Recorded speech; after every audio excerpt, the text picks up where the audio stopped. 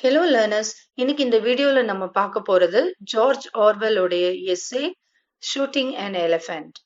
இந்த எஸ்ஸே உடைய contextual background இந்த வீடியோல பார்க்கலாம் வாங்க.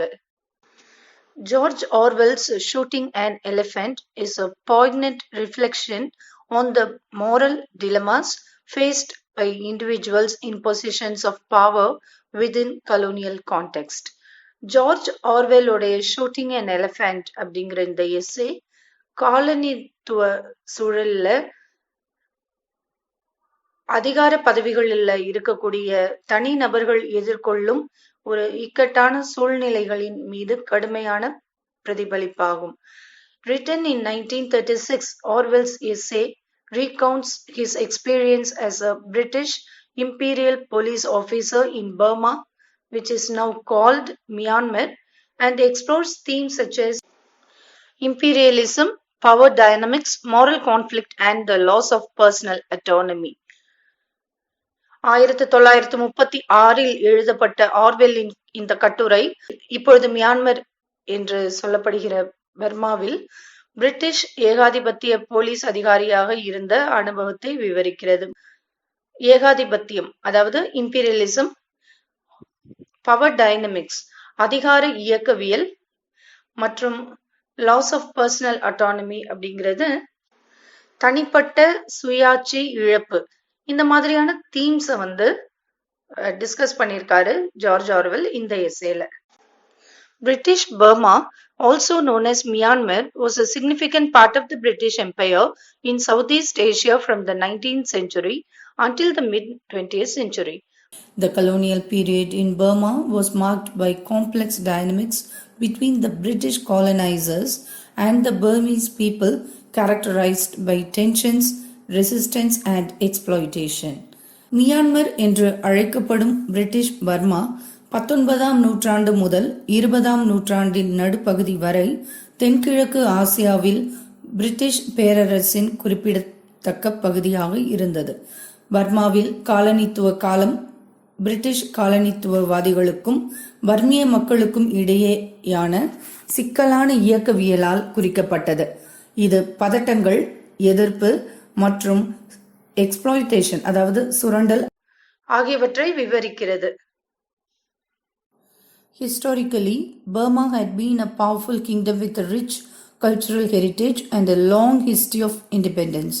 வரலாற்று ரீதியாக பர்மா ஒரு வளமான கலாச்சார பாரம்பரியம் மற்றும் சுதந்திரத்தின் நீண்ட வரலாற்றை கொண்ட சக்தி வாய்ந்த ராஜ்யமாக இருந்தது. However, in the 19th century, the British Empire expanded its influence in Southeast Asia and Burma became a target for colonization due to its resources and strategic location. இருப்பினும் 19ஆம் நூற்றாண்டில் பிரிட்டிஷ் பேரரசு தென்கிழக்கு ஆசியாவில் தனது செல்வாக்கை விரிவுபடுத்தியது. மேலும் பர்மா அதன் வளங்கள் காரணமாக காலனித்துவத்திற்கு இலக்காக மாறியது. The British invaded Burma in 3 wars between 1824 and 1885, finally annexing it into British India in 1886. ஆங்கிலேயர்கள் 1824 மற்றும் 1885க்கு இடையில் 3 போர்களில் பர்மா மீது படையெடுத்தனர். இறுதியாக 1886 அதை பிரிட்டிஷ் இந்தியாவுடன் இணைத்தனர். The colonial rule brought significant changes to Burma's socio-political and economic landscape. காலனித்துவ ஆட்சி பர்மாவின் சமூக, அரசியல் மற்றும் பொருளாதார நிலப்பரப்பில் குறிப்பிடத்தக்க மாற்றங்களை கொண்டு வந்தது. The British imposed their administrative system, introduced capitalism and exploited Burma's resources, particularly its tea forest, rice fields and minerals for the benefit of colonial power. This exploitation led to economic disparities and social unrest among the Burmese population. ஆங்கிலேயர்கள் தங்கள் நிர்வாக முறையை திணித்தனர், முதலாளித்துவத்தை அறிமுகப்படுத்தினர் மற்றும் பர்மாவின் வளங்களை, குறிப்பாக தேக்கு காடுகள், நெல் வயல் மற்றும் கனிமங்களை காலனித்துவ சக்தியின் நலனுக்காக சுரண்டினார்கள். இந்த சுரண்டல் பர்மிய மக்களிடையே பொருளாதார ஏற்றத்தாழ்வுகளுக்கும் சமூக அமைதியின்மைக்கும் வழிவகுத்தது. The tensions between the colonizers and the colonized were manifested in various forms of resistance. குடியேற்றக்காரர்களுக்கும் குடியேற்றப்பட்டவர்களுக்கும், அதாவது colonizers, colonized இடையிலான பதட்டங்கள் பல்வேறு வகையான எதிர்ப்பில் வெளிப்பட்டன.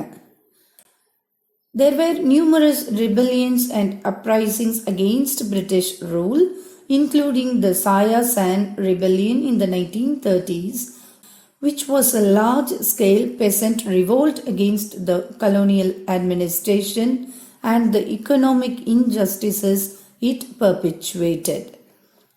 1930களில் நடந்த சாயா சான் கிளர்ச்சி உட்பட பிரிட்டிஷ் ஆட்சிக்கு எதிராக ஏராளமான கிளர்ச்சிகளும் எழுச்சிகளும் இருந்தன. இது காலனித்துவ நிர்வாகம் மற்றும் அது நீடித்த பொருளாதார அநீதிகளுக்கு எதிரான பெரிய அளவிலான விவசாயிகள் கிளர்ச்சியாகும். இப்போ நம்ம ஜார்ஜ் ஆர்வெல் பத்தி பார்க்கலாம். George Orwell, the renowned British author, served as a colonial policeman or imperial officer in Burma from 1922 to 1927. புகழ்பெற்ற பிரிட்டிஷ் எழுத்தாளரான ஜார்ஜ் ஆர்வெல் பர்மாவில் 1922 முதல் 1927 வரை காலனித்துவ போலீஸ்காரராக அல்லது ஏகாதிபத்திய அதிகாரியாக பணியாற்றினார். His experiences during this period provided him with first-hand insight into the complexities of British colonialism and its impact on the local population. இந்த காலகட்டத்தில் அவரது அனுபவங்கள் பிரிட்டிஷ் காலனித்துவத்தின் சிக்கல்கள் மற்றும் உள்ளூர் மக்கள் மீது அதன் தாக்கம் பற்றிய நேரடி நுண்ணறிவை அவருக்கு வழங்கியது. Orwell's role as a representative of British authority placed him in a contradictory position. British அதிகாரத்தின் பிரதிநிதியாக ஆர்வெல்லின் பங்கு அவரை ஒரு முரண்பாடான நிலையில் வைத்தது. On one hand, he was part of the apparatus of colonial control, enforcing British laws and policies. On the other hand, he was critical of the injustices he witnessed and empathized with the oppressed Burmese people. ஒருபுறம் அவர் காலனித்துவ கட்டுப்பாட்டின் எந்திரத்தின் ஒரு பகுதியாக இருந்தார், British சட்டங்கள் மற்றும் கொள்கைகளை அமல்படுத்தினார். மறுபுறம் அவர் ஒடுக்கப்பட்ட பர்மிய மக்களுடன் அவர் தான் கண்ட அநீதிகளை விமர்சித்தார். Orwell's writings, particularly his novel Burmese Days and his essays such as Shooting an Elephant and A Hanging, reflect his ambivalence towards colonialism and his sympathy for the Burmese. ஆர்வெல்லின் எழுத்துக்கள், குறிப்பாக அவரது நாவலான பர்மீஸ் டேஸ் மற்றும் அவரது கட்டுரைகளான shooting an elephant மற்றும் எ hanging, காலனித்துவம் மற்றும் பர்மியர்கள் மீதான அவரது அனுதாபத்தை பிரதிபலிக்கின்றன. In Burmese Days, Orwell portrays the corrupt and oppressive nature of the colonial rule, highlighting the racism, exploitation and moral degradation inherent in the system. Burmese Days அப்படிங்கிற அவரோட ஒர்க்ல Orwell காலனித்துவ ஆட்சியின் ஊழல் மற்றும் அடக்குமுறை தன்மையை சித்தரித்து அமைப்பில் உள்ளார்ந்த இனவெறி, சுரண்டல் மற்றும் தார்மீக சீரழிவை எடுத்து காட்டுகிறார். Shooting an Elephant explores the psychological pressures faced by colonial officials, illustrating how the colonial mindset dehumanizes both the colonizers and the colonized. அது மாதிரி ஷூட்டிங் அன் எலிஃபண்ட் அப்படிங்கிற அவருடைய எஸ்ஸே காலனித்துவ அதிகாரிகள் எதிர்கொள்ளும் உளவியல் அழுத்தங்களை ஆராய்கிறது. காலனைசர்ஸ், காலனைஸ்ட் இவங்க ரெண்டு பேத்துக்குள்ளார இருக்கக்கூடிய இடையே உள்ள டென்ஷன்ஸை விவரிக்கிறதா இருக்கு. Overall, the historical and colonial context of British Burma was characterized by the tensions between the colonizers and the colonized, with the British imposing their authority through force and exploitation. ஒட்டுமொத்தமாக British பர்மாவின் வரலாற்று மற்றும் காலனித்துவ சூழல் காலனித்துவவாதிகளுக்கும் காலனித்துவப்படுத்தப்பட்டவர்களுக்கும் இடையிலான பதட்டங்களால் வகைப்படுத்தப்பட்டது. ஆங்கிலேயர்கள் தங்கள் அதிகாரத்தை சக்தி மற்றும் எக்ஸ்ப்ளாய்டேஷன் அதாவது சுரண்டல் மூலம் திணித்தனர். Orwell's role as a colonial policeman and his subsequent reflections in his writings offer insights into the complexities of colonialism and the moral dilemmas faced by those involved in its administration. Orwell அவருடைய பங்கு ஒரு colonial போலீஸ்மேனா எப்படி இருக்குங்கிறத தன்னுடைய எழுத்துக்களில் அவர் பிரதிபலிக்கிறாரு. இதனால எந்த அளவுக்கு மன ரீதியாகவும் சில குழப்பங்களை அவர் ஃபேஸ் பண்ண வேண்டியது இருந்தது அப்படிங்கிறதையும் அவருடைய புத்தகங்களில் வெளிப்பட்டிருக்கதை நம்மளால உணர முடியுது.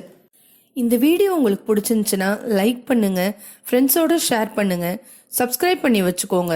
அப்போதான் நான் போடுற வீடியோஸ் உங்களுக்கு அப்பப்போ நோட்டிஃபிகேஷன் வரும். Happy learning.